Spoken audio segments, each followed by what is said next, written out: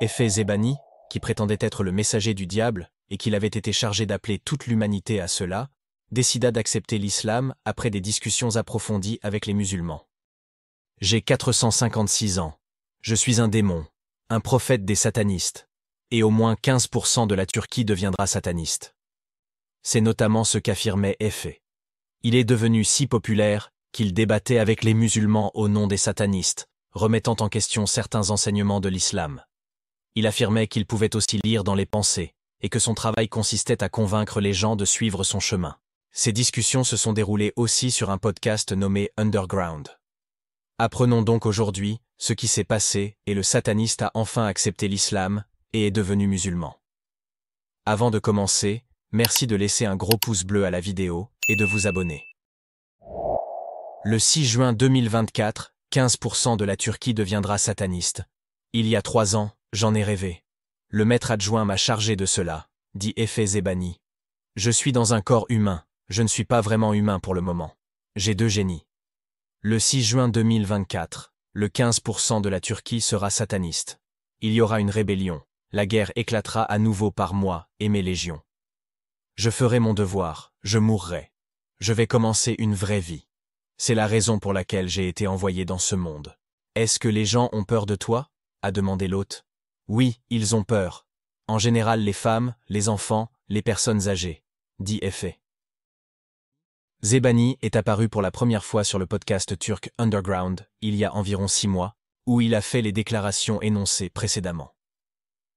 Bien sûr, l'aspect extérieur d'Efe pourrait promptement conduire certaines personnes à formuler des conclusions à son égard. Il arborait des cheveux roses, plusieurs piercings sur le visage, et adoptait un style vestimentaire audacieux comme sa tenue habituelle. Ce que nombre de personnes ignoraient, c'est qu'Efe était un jeune homme constamment tourmenté par une multitude de questions, et malheureusement, bien peu se préoccupaient d'y apporter des réponses. Il était aisément jugé en fonction de son apparence et de son comportement. Dans les cas où il avait l'occasion de débattre avec des musulmans, il proposait toujours des questions bien préparées et des preuves pour les étayer, jusqu'à sa dernière apparition en podcast. Peu de mois après, l'animateur de la chaîne a de nouveau invité le jeune garçon, cette fois en faisant répondre à ses questions une personne versée dans les connaissances islamiques. L'animateur a également révélé qu'il était en communication constante avec Efe depuis sa dernière apparition. Mais que s'est-il passé dans le podcast ? Efe a-t-il trouvé la vérité qu'il cherchait tant ? Est-il devenu musulman ? Et comment est-ce arrivé ? Au deuxième podcast, comme d'habitude, Efe est venu avec un arsenal rempli de questions et d'écritures à citer, pour étayer ses affirmations. Il a commencé son déluge de questions, qui incluait des clichés comme la violence contre les femmes, la violence contre les non-musulmans, les restrictions, et comment Allah est-il derrière le bien du monde quand le mal arrive aussi. Telles étaient les questions auxquelles il cherchait des réponses, et bien d'autres encore. D'après son comportement et le choix de ses mots, il était facile de conclure que même s'il pouvait paraître agonisant, il était prêt à se soumettre s'il trouvait des réponses. Il a dit à plusieurs reprises « Convainquez-moi, peut-être que je croirai », au cours de l'entretien. Si nous prouvons que l'islam est une vraie religion, diriez-vous cette fois, que j'ai vécu en vain tout ce temps ? Demanda l'hôte. Vous ne pouvez pas me le prouver, a répondu Efe. Pourquoi ne pouvons-nous pas le prouver ? A demandé l'hôte. Prouvez-le alors, parlons-en, répondit Efe. Zebani était autrefois un croyant, un musulman. Au cours de l'entretien, il a admis qu'il avait déjà prié une fois et qu'il se sentait en paix lorsqu'il le faisait. En fait, il était musulman lorsqu'il était enfant. Pour l'encourager, les hôtes l'ont encouragé en lui disant que ses questions n'étaient pas déplacées et qu'il devrait poser davantage de questions dans sa quête de réponses. Zebani a révélé aussi son enthousiasme à l'idée de visiter la Kaaba, et que notant qu'il ne pouvait pas le faire dans son état et son apparence actuelle. Il se demandait s'il y connaîtrait la paix, comme il l'avait imaginé. Son hôte a promis de l'emmener à la Kaaba, s'il promettait de devenir musulman. Et Efe a réitéré qu'il adorerait devenir musulman, si ses questions recevaient une réponse convaincante.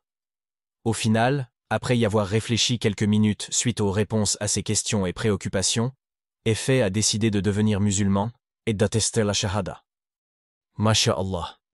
En conclusion de la vidéo, l'animateur a promis qu'Efe ferait le tour de la Kaaba, et effectivement Zebani a posté des vidéos de lui-même à la Mecque, quelques semaines plus tard. Efe, en effet, était le visage de tant de jeunes impressionnables qui recherchent continuellement la liberté incontrôlée d'agir, et d'apparaître comme ils l'entendent.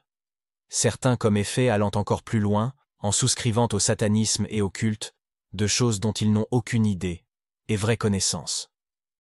Effet se disait certes sataniste, mais en même temps il cherchait une vérité quelque part, et il n'était pas fermé à la confrontation. Il avait juste besoin de quelqu'un qui puisse répondre à ses préoccupations et lever le voile de doute qui l'empêchait d'accepter la vraie religion, l'islam, qu'il savait au plus profond de son cœur comme étant la vérité.